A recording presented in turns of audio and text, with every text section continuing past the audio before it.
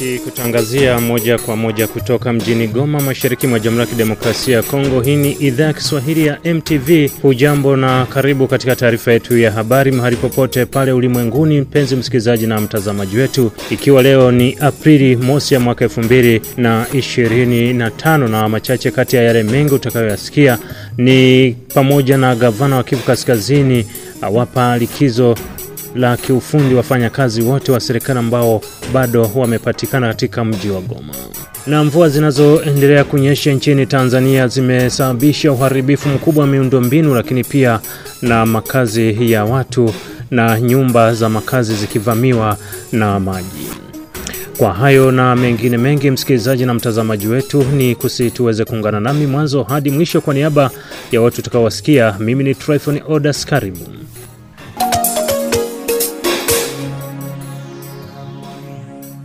Naam, karibu. Sasa tuanze kuangazia yale tulionayo, na tunaanzia huko jijini Beni. Katika tangazo lililochapishwa Machi 31 mwaka 2028 jijini Beni, gavana wa Kivu Kaskazini Meja Jenerali Evariste Somoe Kakule amewapa likizo la kiufundi wafanyakazi wote wa serikali ambao bado wamepatikana katika mji wa Goma, mji huu ukiwa kwa sasa chini ya uongozi wa waasi wa M23. Gavana huyu amesema kwamba hao ni muhimu zaidi, kwani kwa sasa ni ngumu kwao kutoka Goma hadi Beni. Raia kama vile wanawasiwasi wanapokeaje hatua hii ya gavana wa Kivu?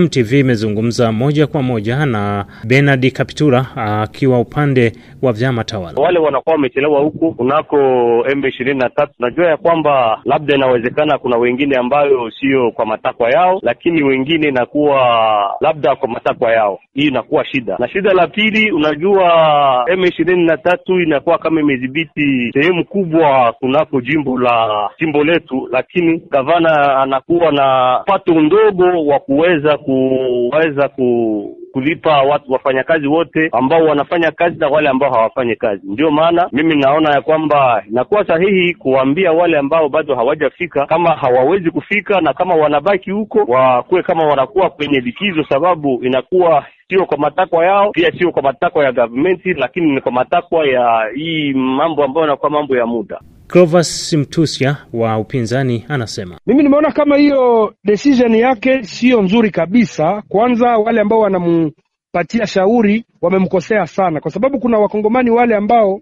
wameshindwa namna gani watatoka ndani ya mji ambayo M23 anaongoza. Yeye ajui wanaishi namna gani, je wangali na mambo yao, maisha yao ndani ya mji ni namna gani. Sasa yeye anawazima na anasema kama hawatapokea pesa ambazo ni zao na wanastahili kupokea. Hiyo sio decision nzuri sana, na mimi najua ni kuosea. Ningelimuomba arudie kwenye hiyo decision yake, aweze kuianile, aiache kabisa na kuipinga, kwa sababu inatesa wakongomani ambapo wanapatikana Goma. Si kupenda kwao, ni kwa sababu waongozi wetu, yani leta imeshindwa kazi, kwa sababu wangelikuwa wameweza wale wakongomani hawangepatikana huko, na hiyo shida ya M23 haingelikuwa. Vile tumezungumza naye Shirani akiwa katika mji mdogo wa Kasindi, anaeleza. Antuka iko vraiment technique ya mkubwa ya mzuri kuwapatia sawa vile punition, bakose mshahara na kukosa kukuyafuatilia mkubwa kufanya kazi serikali. Ni heri kwa kuwe kwenye konje, wasikule makuta ya serikali antuka bure. Mwanamemba huyo wa shirika la raia Beni ameomba serikali kumaliza vita ili wafanyakazi hao wa serikali ya Kongo waweze kurejea katika makazi yao. Ni kusema na wengine ambao wamebaki Goma hawana kazi lolote na maisha yao ni ya kuhofia. Na kwa ghafla gavana amesema kama wamepewa pumziko kufatana na matatizo fulani. Inaweza kuwa ni tuseme decision nzuri ama hatua nzuri ambayo amekamata kulingana na administration ya kwake, ila kuna namna ya kujiuliza, sababu serikali ndiye ana jukumu ya kulinda watu na mali yake. Serikali ndiye ana jukumu ya kulipa wafanyakazi. Kwa ghafla kuna jamaa nyingi ambazo zitakuwa zimebaki bila pato lolote, na mimi nadhani kama kulikuwa uwezekano wa kutafuta njia nyingine isiyokuwa ya kupatia malipizi raia wasiokuwa na hatia yoyote, yote. Waima kazi watu sababu walishindwa kutoka katika na kuingia maeneo mengine, inakuwa kama kupatia raia malipizi wasiostahili. Na tukitoka huko tuelekee huko nchini Tanzania, ambapo tunaeleza kuwa mvua zinazoendelea kunyesha mkoani Kigoma magharibi mwa Tanzania zimeharibu miundombinu ya barabara na kusababisha vyombo vya moto kushindwa kupita katika eneo la Katubuka manispaa ya Kigoma Ujiji mkoani Kigoma, huku baadhi ya nyumba za makazi zikivamiwa na maji na kusababisha wananchi kukosa makazi, ambapo kilio chao wakitupa kwa serikali kupitia kamati za maafa kuchukua hatua za haraka kuwasaidia. Kunyesha mvua nyingi kumesababisha adha kwa wasafirishaji na wasafiri, huku wakiomba hatua za haraka kuchukuliwa, ikiwemo kukarabati miundombinu ya barabara ambayo inazidi kuharibika na kufunga barabara hizo. Watengeneze kalavati, kwa sababu hizi barabara kalavati zake zilikuwa ni ndogo. Watafute namna ya kuyaondoa haya maji ya matokeo ya maji ili yaende sehemu nyingine, kwa sababu bila hivi itakuwa haiwezekani kabisa. Hizi barabara zote zitakufa na huku tutakuwa tumekatwa na barabara zote. Ni njia mbili sasa zimefungwa. Ya airport imefungwa. Hii hapa Kagashi Road imefungwa, ambayo tulikuwa tunaitegemea. Angalia tena ndo hali kama hivi. Kwa hiyo tunachoomba serikali, jamani, ingilie kati, kwa sababu hii barabara ilibaki ndo barabara kubwa ya kutoka Ujiji, ya kutoka mjini kwenda Mwasenga, ya kutoka Ujiji kwenda Mwasenga, na hii tena inafungwa. Kwa pande wa wananchi wao ambao nyumba zao zimevamiwa na maji na kukosa makazi, wamelilia serikali ya Tanzania kuchukua hatua za kuwatafutia makazi mengine na mahitaji ya kibinadamu ili kujistiri, huku diwani wa kata ya Katubuka Moshi Mayengo akieleza kuwa serikali ilidai kuondoa maji hayo, lakini hadi sasa hakuna kinachoendelea, hali inayozidi kuathiri makazi ya watu na barabara. Hatuhitaji kupewa viwanja, hatuhitaji kupewa chochote. Tunaomba serikali tuondolee maji, maana sisi ni watu wazima. Tunaenda kuanza maisha mapya wapi? Tutaishije? Sisi shida yetu ni kuondoa maji haya. Na kilichosababisha maji haya ni miundombinu ya serikali iliyotengenezwa.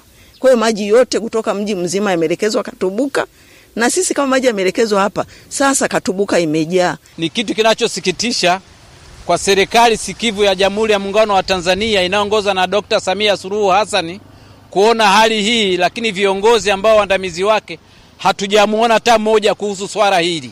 Waathirika wapatao 144 walikimbia makazi yao. Kuna propaganda zinapita kwamba watu hawa wapatao 144 kwamba walivamia maeneo haya na maji haya hayakuwepo. Walipimiwa na manispaa na hati wanazo, miundombinu ya maji na umeme yote ipo. Lakini sasa hivi wapo serikali wanaosema kwamba hao wote walivamia maeneo haya. Hivi ndugu mwandishi wa habari, kama hali iko hivi, mtu aweza kumpa kiwanja? Sasa chachabu, hii barabara imejengwa chini ya World Bank kwa mkopo wa World Bank. Sasa tuwaulize swali, na huu mkopo wa World Bank walikopa kuja kuwekeza kwenye maji au kwenye barabara ambazo kuna maengineer ambao wamesomeshwa na serikali ya Jamhuri ya Muungano wa Tanzania? Istoshe, hizi kamati za maafa za wilaya, za mkoa, za taifa, hili swala hawalioni. Na hii barabara mbaya zaidi ndio inaitumika kupitisha viongozi wa serikali. Ifike sehemu serikali itusaidie swala hili. Hata hivyo, adha hizo zimefanya kutafuta mamlaka ya serikali bila mafanikio, ambapo wameeleza wapo nje ya ofisi kutokana na sikukuu za Eid el-Fitri hadi wakati watakaporejea ili kutoa majibu sahihi na hatua zinazochukuliwa. Rais wa Jamhuri ya Muungano wa Tanzania Daktari Samia Suluhu Hassan amewagusa watoto waishio katika mazingira magumu na wenye uhitaji mkoani Kigoma kwa kuwagawia mahitaji ya vyakula ikiwemo mchere, mafuta ya kula, unga, sabuni za kuogea na kufulia pamoja na vinywaji. Akigawa vitu hivyo kwa niaba yake katika vituo vya kulelea watoto waishio katika mazingira magumu kwa vituo vya Sanganigwa B na Brothers of Charity Bangwe, mkuu wa mkoa wa Kigoma Mheshimiwa Tobias Sandengenye amesema vimegharimu shilingi milioni 2,150,000 na kusisitiza Watanzania kuwajali wenye uhitaji kwa kuwa pia wana nafasi ya kuishi kama binadamu wengine. Hasa kipindi hiki cha sikukuu, wakati wenzao wanapokuwa wanafurahi, angependa kuwaona hata hawa ambao wana changamoto wanafurahi kama wenzao walioko mtaani. Angependa nao pia wapate fursa, wapate kufurahi, wapate kuendelea, lakini pia kupitia nyie mnao watunza waweze pia kutimiza ndoto walizo nazo, kama ambavyo watoto wengine wanatimiza ndoto zao. Moja na changamoto mbalimbali ambazo makundi hayo wanakabiliana nazo, lakini bado ni Watanzania wanaohitaji kupata fursa kama ambavyo wanapata wale wasiokuwa na changamoto. Kwa kidogo kile ambacho kimepatikana, basi tuje tuwashike mkono hao watoto kwa niaba yake. Na watoto wenye changamoto na makundi ambayo yana changamoto pia yako mengi. Ndio maana anatutuma sisi wasaidizi wake ambao ni wawakilishi wake kwenye ngazi za mikoa na wilaya ili tufanye hivyo kwa niaba yake. Aidha, mkuu huyo wa mkoa Tobias Ndengenya amesema Mheshimiwa Rais Daktari Samia Suluhu Hassan ataendelea kuwajali Watanzania na kwamba ni vyema Watanzania wakaishi maisha ya kujali watu wenye uhitaji. Zisaidie kidogo pale ambapo na nyie mmeendelea kufanya. Sisi tunaongezea tu juhudi, tunafahamu mnafanya kazi kubwa hata kuliko hiyo, lakini sisi tunakuja kuongezea tu ikiwa ni njia pia ya kuonyesha kwamba tunathamini kazi ambayo mnaifanya. Tunawashukuru sana kwa kuendelea kuwatunza watoto hao na tutaendelea kushirikiana nanyi. Mchele kilo 150, mafuta ya kupikia lita 20, sukari kilo 50, tuna pia sabuni kwa ajili ya kufulia watoto boksi 10, lakini pia kuna sabuni ya unga ya mifuko 2 pamoja na soda na juisi zipatazo katoni 10, lakini pia na mbuzi 1. Kwa upande wake afisa maendeleo ya jamii mkoa wa Kigoma Petro Mbanja amesema serikali imekuwa ikishirikiana na wadau kuwalea watoto wenye uhitaji waliopo katika vituo vya kulea watoto hao na kusisitiza jamii kuzidi huguswa na kutoa michango mbalimbali ya kuwawezesha kupata mahitaji ya kibinadamu. Kimsingi zoezi hili linafanyika kwa upande wa mkoa mzima kama ambavyo ulikwisha kutuelekeza. Tuliratibu, baada ya hapo utazikabidhi zawadi hizi kwa watoto hawa wa kituo cha Sanganigwa B kwa niaba ya vituo 8 vilivyopo kwenye mkoa wetu wa Kigoma. Wakati huo baadhi ya viongozi wenye jukumu la kulea watoto wanaotoka kwenye mazingira magumu wamepongeza serikali ya awamu ya 6 kwa kufanikisha misaada hiyo na kwamba itawezesha vijana kuwa makini na kupongeza Rais Samia kwa kuwajali. Washirika wa Jumuiya ya Kikristo Tanzania wa makanisa ya Kiprotestanti CCT mkoani Kigoma wamepewa wito wa kuendelea kuliombea taifa la Tanzania hasa kuelekea uchaguzi mkuu mwaka huu. Wito huu umetolewa na mkuu wa wilaya ya Kigoma Mheshimiwa Daktari Rashid Chuachua katika ibada maalum ya kuliombea taifa iliyoandaliwa na Jumuiya ya Wakristo Tanzania CCT na kufanyika mjini Kigoma. Akitoa hotuba yake, Dr. Chuachua amesisitiza kuliombea taifa linapoelekea uchaguzi mkuu wa madiwani, wabunge pamoja na rais ili ufanyike kwa amani, huku pia akiwataka waumini kupinga vitendo vya ukatili katika jamii ya mkoa wa Kigoma. Naomba tuendelee kuikumbuka nchi yetu nzuri Tanzania, tushirikiane katika jitihada zake za kupambana na matukio mbalimbali yenye dalili ya kuhatarisha amani ya nchi yetu iliyodumu kwa miaka mingi. Tuendelee kukemea rushwa. Kanisa liongeze nguvu kwenye kukemea na kuomba kila siku yanatokea matukio. Mwenyekiti wa CCT Mchungaji Sado Kimpapi ameeleza lengo la maombi hayo, huku askofu wa kanisa la KKKT mkoa wa Kigoma Jackson Mshindo ambaye pia ni makamu mwenyekiti wa CCT ameahidi kuwa kanisa litaendelea kukemea kila aina ya ukatili na matendo maovu, ambapo pia ametumia jukwaa la maombi hayo kuwataka waumini kuchagua kwa haki ufikapo muda wa uchaguzi ili kupata viongozi sahihi watakaoliongoza taifa kwa haki. Tunayo mambo makuu kama matatu. Jambo la kwanza, tunaombea nchi yetu ya Tanzania.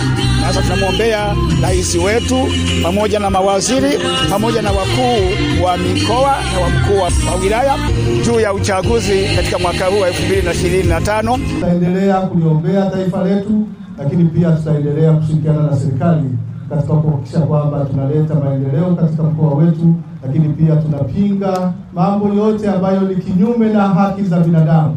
Msikilizaji, kwa ripoti hiyo ndo tunatamatisha taarifa yetu ya habari kwa siku ya leo. Sina shaka kuwa umehabarika vya kutosha, na tamati ya taarifa hii ya habari ndo mwanzo wa maandalizi wa taarifa nyingine ya habari. Lakini pia kumbuka tunaendelea kusika eneo zima la maziwa makuu kupitia redio wa shirika, lakini pia ulimwenguni kote tunasikika kupitia mitandao yetu ya kijamii kwa jina la MTV Online. Kwa niaba ya wote waliohusika kuandalia taarifa hii ya habari, Hassan Chawera akiwa mjini Goma, mimi ni Tryphon Odas nikiwa hapa magharibi mwa Tanzania mkoani Kigoma. Hadi wakati mwingine, asante na nikutakie Idi njema.